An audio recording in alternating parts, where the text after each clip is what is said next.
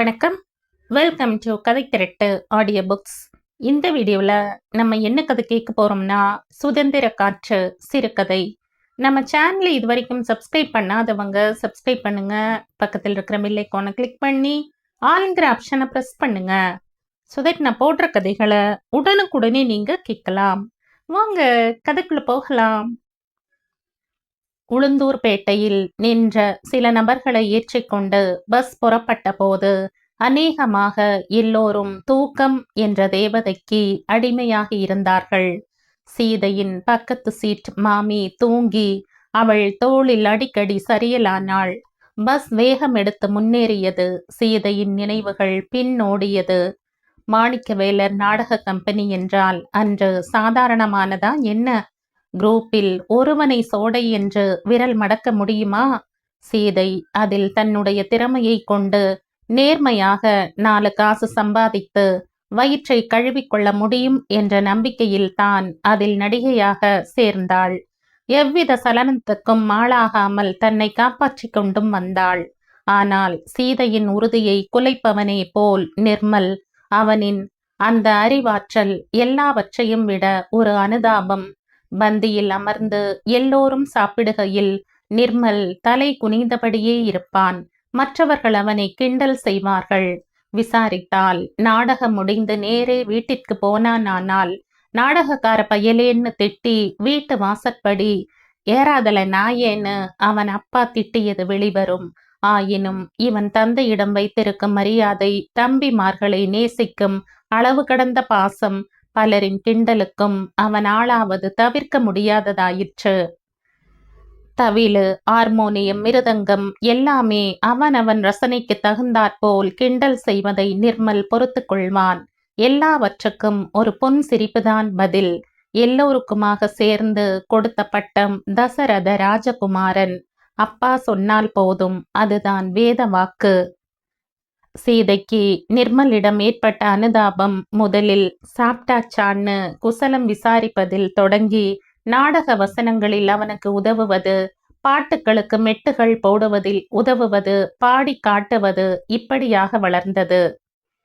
ஒரு நாள் சாப்பிட்டு முடிந்ததும் கொட்டகையின் பரந்த தரை பகுதியில் நடிகர்களும் அம்மா நடிகைகளும் பலரும் வெற்றிலை குதப்பிக் கொண்டு இருக்கையில் ஒரு ஓரமாக சீதை உட்கார்ந்திருக்க, ஒரு 2 அடி தள்ளி நிர்மல் உட்கார்ந்து கொண்டு முந்தைய இரவில் கோவலனாக நடித்தவன் மாசரு பொன்னே வலம்புரி முத்தே என்று பாடியது சரியில்லை, இன்னும் எடுப்பாக இருந்திருக்க வேண்டும் என்று பாடி காட்டிக் கொண்டிருந்த போது அங்கே வந்த மாணிக்கவேலர் ஒரு கணம் நின்று இருவரையும் மாறி மாறி பார்த்துவிட்டு சென்றார்.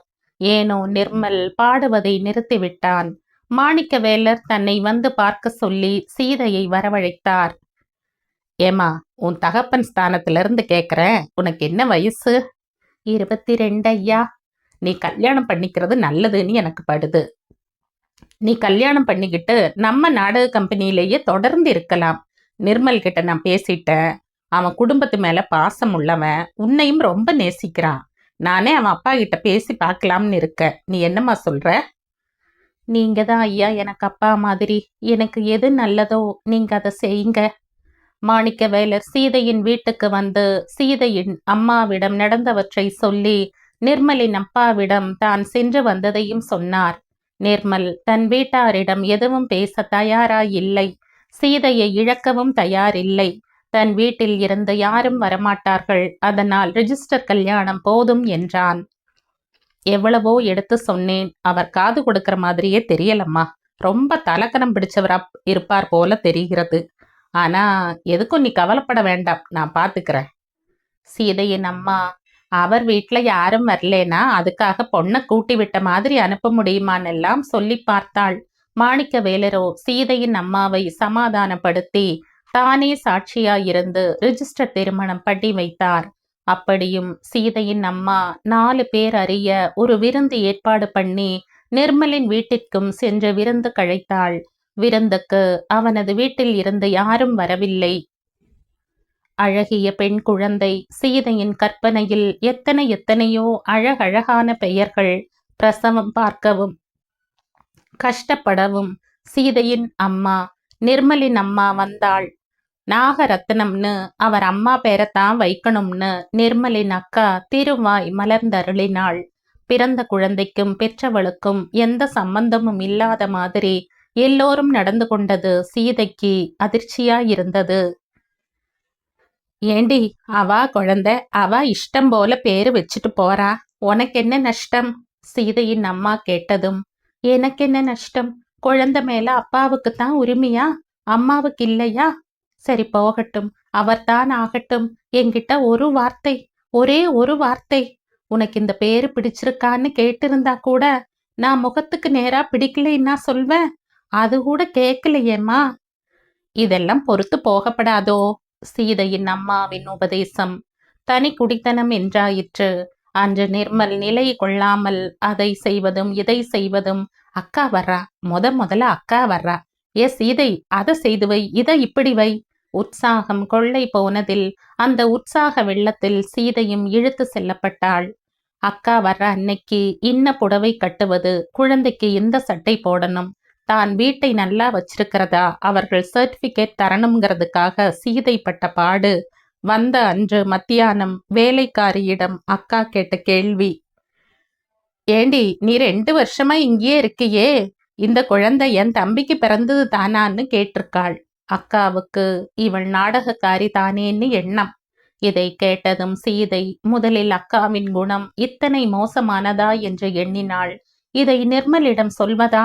சொன்னால் அக்காவிடம் போய் ஏதாவது சண்டை போட்டால் அல்லது மனம் இடிந்து போனால் சொல்வதா வேண்டாமா? சொல்லாமல் இருந்தாலும் தன் ஒருத்தியால் இந்த வேதனையை எப்படி தாங்க முடியும்? ஏய், ஏன் அழற? உங்க அக்கா என்ன கேட்டிருக்கா தெரியுமா? நாகரத்தினத்துக்கு அப்பா நீங்க தானான்னு கேட்டிருக்கா. இருட்டில் நிர்மலின் முகம் என்ன காண்பித்தது என்று சீதைக்கு தெரியவில்லை. இங்க பாரு, உன்னை பத்தி யார் என்ன சொன்னா என்ன, நீ என் உயிர் அல்லவா என்று சொல்ல போகிறான். இதோ நிர்மலின் கைகள் தன்னை அணைக்கப் போகிறது. அவன் மார்பில் சாய்ந்து கொண்டால் தனக்கெல்லாமே மறந்து போய் மனம் இதமாகி விடாதா? வினாடிகள், நிமிஷங்கள். நிர்மல் அந்த பக்கமாக திரும்பி படுப்பது உணர முடிந்தது. சீதை ஏமாந்தாள். தன் மனைவியை இழைத்துரைத்தும் மௌனம் சாதிப்பவனுக்கு இருப்பது ஆண்மையா? பஸ் ஒரு பரபரப்பான இடத்தில், வெளிச்சம் நிறைந்த இடத்தில் நிற்கிறது. கண்களை திறந்தாள். திருச்சி பஸ் நிலையம். 50 வயதானாலும் நடு இரவில் பஸ்ஸை விட்டிறங்கி காஃபி குடிக்கும் பொம்பளையை எல்லோரும் வினோதமாக பார்க்கிறார்கள். நள்ளிரவு கடக்கும் 1 மணி அளவில் பஸ் புறப்பட்டது. சீதை திரும்பவும் கண்களை மூடிக்கொண்டாள். நாகரத்தினத்திற்கு வயது 16. அக்கா ஒரு நாள் வருகிறாள், மகனையும் அழைத்து கொண்டு. உங்க அத்தான்தான் என்னை இப்படி விட்டு விட்டு போயிட்டாரே, அவனாவது ஒழுங்கா படிக்கிறானா? போன வருஷம் பியூசி ஃபெயில். நீ என்ன செய்வியோ ஏது செய்வியோ, அவனை உங்கிட்ட விட்டுட்டு போறேன். சீதைக்கு தெரியும் இது வயத்துல நெருப்பை கட்டிக்கிற விஷயம்னு. ஆனா சீதையிடம் அபிப்பிராயம் கேட்பதற்கு அவள் யார்? அன்று நிர்மல் மத்தியானம் வீட்டிற்கு சாப்பிட வந்து கொண்டிருக்கிறான். கொஞ்ச அடிகளுக்கு முன்னாலேயே சீதையின் குரல் உச்சத்தில் கேட்கிறது. என்னவாயிருக்கும்? டேய் ராஸ்கல், இந்த விஷயத்துல மாத்திரம் இந்த சீதை பொறுமையா இருப்பான்னு நினைக்காத. காளியா மாறி உன் குடலையே உருவிடுவ, கேட்டுக்கோ. ஆட்டை கடிச்சு மாட்டை கடிச்சு மனுஷால கடிக்க வந்த கதை மாதிரி ஒண்ணு மரியாத அந்த சின்ன குழந்தை, என் பச்சை பசலை, நீ ஒளிஞ்சிருந்தா பாக்குற? ஏண்டா, உங்க அம்மா முளைப்பால் குடிச்சுதானே வளர்ந்த? டேய், அவ பாலை குடிச்சு வளர்ந்தவனுக்கு இந்த புத்தி தாண்டா வரும், பொறுக்கி ராஸ்கல். நிர்மல் இத்தனையும் கேட்டுக்கொண்டே உள்ளே வருகிறான். தொண்டையை கனைத்து கொண்டான். ஒன்றையுமே கவனிக்காமல் செருப்பை கழட்டிவிட்டு யாதும் அறியாதவனைப் போல் குளியல் அறைக்கு சென்றான். கதவை தாழிடும் சப்தம் கேட்டது. வெளியில் வர வழக்கத்திற்கும் மாறான நேரம் ஆயிற்று. மருமான் மெல்ல அங்கிருந்து நழுவி தன் அறைக்கு சென்று விட்டான். சீதை தானும் மகளும் ஏதோ அனாதைகள் ஆகிவிட்டது போல் உணர்ந்தாள்.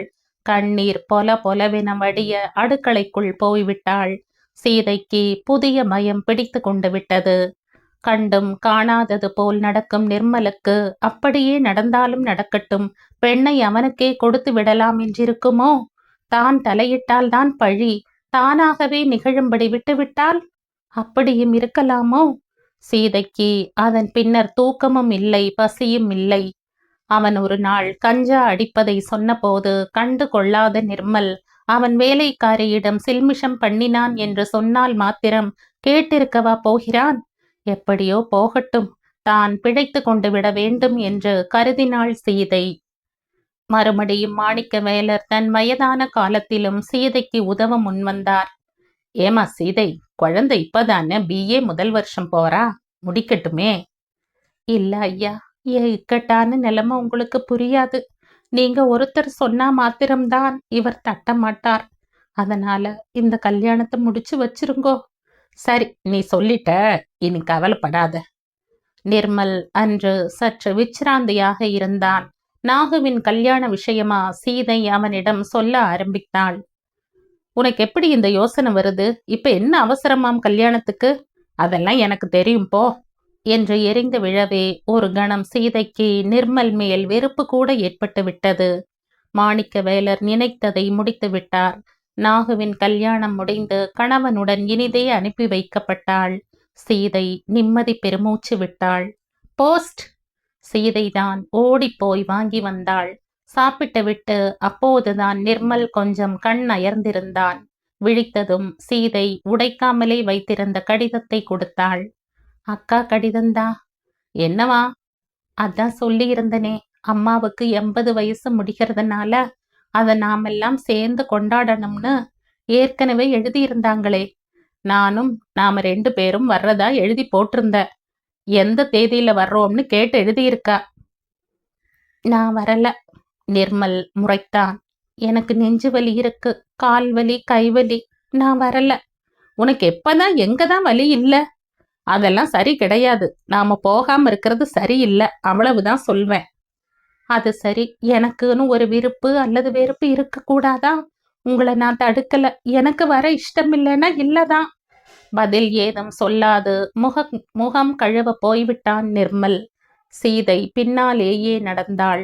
இத்தனை காலம் எத்தனையோ விஷயங்கள் எனக்கு விருப்பம் இல்லாம இருந்தப்ப கூட நான் எவ்வளவோ செய்யலையா? சீதை வாசல் படியில் கையை கன்னத்தில் ஊன்றியவாறு உட்கார்ந்து விட்டாள். அங்கே தனக்கு வர விருப்பமில்லேனா அதை புரிந்து கொள்ள கூடாதா? சீதை காரணம் இல்லாமல் சொல்வாளான்னு கூடவா நினைத்து பார்க்க கூடாது? அத்தனைக்கு மனைவி என்கிறவள் அல்பமா? எல்லாவற்றையும் பொறுத்துதானே போற நீ, இதையும் பொறுத்துக்கோ என்று மாணிக்கவேலர் சொல்லியிருக்காவிட்டால் சீதை புறப்பட்டே இருக்க மாட்டாள். போனது போயாச்சு. அதற்கு பிறகு எதிலும் பின் வாங்குவது சீதையின் குணம் இல்லை. சீதை எல்லாவற்றையும் மறந்துவிட்டு வேலைகளில் கலந்து கொண்டாள். பரிமாறுவதில் சேலையை தூக்கி செருகிக் கொண்டு முழு மூச்சுடன் இறங்கிவிட்டாள். ஒரு சுற்று ஆட்கள் சாப்பிட்டு முடிந்ததும் பின் சென்று கை கால் முகம் கழுவிக்கொண்டு திரும்பியும் வந்தாள். தன் நாத்தனார் ஓர்படிகள் எல்லோரும் உட்கார்ந்து விட்டனர். நீயும் உட்காரு. பரவாயில்ல, நான் கிளம்புற. சாப்பாடு முடிந்தது. எல்லோரும் விடை பெறுவதும் அவர்கள் இவர்களை வழி அனுப்புவதிலும் நேரம் போய்கொண்டிருந்தது. வயது 50 நெருங்குகிறதல்லவா? சீதைக்கு பசியினால் சற்றே தலை சுற்றுவது தெரிந்தது. அடுக்களைக்கு போனாள். வெஜிடபிள் பிரியாணி 2 பாத்திரம் காலியாக கிடந்தது. சீதை என்ன செய்கிறாள் என்று பார்க்கவோ என்னவோ நிர்மலின் அக்கா அடுக்களைக்கு வந்தாள். கொஞ்சம் கிசு கிசுத்த குரலில், சீதா, எல்லாம் ஆய்போச்சு போலிருக்கு. அதான் உன்னை முதல்லையே உட்கார சொன்ன, நீ கேட்டாதானே? இரு என்று சொல்லிக்கொண்டு, நீ பழைய சாதம் சாப்பிடுவல்ல, கொஞ்சம் போல இருக்கு, வா நான் எடுத்து வைக்கிறேன். இப்படி தட்டுப்படும்னு நினைக்கல. சீதைக்கு அந்நேரம் பழையது பார்த்த உடனே புரட்டுகிற மாதிரி இருந்தது. வைத்துவிட்டு நிர்மலின் அக்கா முன்கட்டிற்கு போய்விட்டாள். சீதை ஒரு கவளம் வாயில் வைக்க போகும்போது விருந்தினரை தொல்லைப்படுத்திவிடக் கூடாதென்று பின்பக்கம் கட்டி போட்டிருந்த நாய் எனக்கொன்றும் இல்லையா என்று கேட்பது போல் செல்லமாக ஊளையிட்டது. சீதைக்கு பசி மந்திச்சா போய் வாந்தி வருகிற மாதிரி இருக்கவே இலையோடு மோர்விட்டு பிசைந்த சோற்றை நாயிடம் கொண்டு வைத்துவிட்டு கை கழுவிவிட்டு வரவும் நாய் திரும்பவும் ஊளையிடுவது மாதிரி இருந்தது. திரும்பி பார்த்தாள். ஐயோ கடவுளே, என்னது? நாய் ஏன் இப்படி பண்ணுகிறது? என்னாச்சு அதுக்கு? குமரா, ஜோதி, மணி என்று எல்லா குழந்தைகளின் பெயர்களையும் சொல்லி அழைத்தாள். இங்க வந்து பாருங்களேன், ஐயோ நாய்க்கு என்னவோ செய்யுதே. இதற்குள் மைத்துனர்மார்களும் நிர்மலும் அந்த இடத்துக்கு ஓடி வந்தனர். என்னாச்சு என்னாச்சு? இதற்குள் சுருண்டு விழுந்து நாய் தன் கடைசி மூச்சை விடவும் எல்லோரும் செய்வதறியாது திகைத்து நின்றனர். நிர்மலின் அக்காவும் அம்மாவும் அந்த இடத்திற்கு வரவே இல்லை. ரொம்ப முக்கியமானவர்களிடம் வெளியே பேசிக் கொண்டிருந்தனர். தான் இதை சாப்பிட்டு தனக்கு இது நேர வேண்டியது என்று அவள் யாரிடம் சொல்ல முடியும்? நிர்மலின் அருகில் சென்ற சீதை, ஏங்க இந்த சோத்த என்னை சாப்பிட சொன்னார்கள்? நான் திங்க பிடிக்காமல் நாய்க்கு போட்ட. ஒரு நிமிட மௌனம் நிலவியது. சீதையை திரும்பி பார்க்காமலேயே, இதுக்கு போய் இப்ப என்னை என்ன செய்ய சொல்ற? ஒன்றுமே நடக்காதது போல ஒரு பத்திரிகையை புரட்டலானான். சீதையின் மனதில் சூறாவளியும் புயலும் கொந்தளித்தது. உனக்கு பிடிக்காவிட்டா தூரத்தான போடணும், அந்த நாய்க்கு போய் ஏன் போட்ட? சீதையின் காலடியில் பூமி நழுவியது. இரண்டாக பிளந்து அவளுக்கு வழிவிட்டது. சீதை கண் விழித்து பார்க்கிறாள். சுதந்திர காற்றை சுவாசிக்கிறாள். தனக்கு தெரிந்த ஆடல் பாடல் கலைக்கு உயிரூட்ட புறப்பட்டு விட்டாள். அது அவளால் முடியும். மதுரையில் வாங்கிய மல்லிகை நெல்லை பஸ் நிலையம் வரும்போது நன்றாக மலர்ந்து மனம் பரப்புவதை உணர்ந்தாள். இதோடு இந்த கதை முடியுது. இந்த கதை உங்களுக்கு பிடிச்சிருந்தா லைக் பண்ணுங்க, ஷேர் பண்ணுங்க, சப்ஸ்கிரைப் பண்ணுங்க. மற்றும் ஒரு இன்ட்ரெஸ்டிங்கான கதையோட அடுத்த வீடியோல சந்திப்போம். பாய். தேங்க்யூ.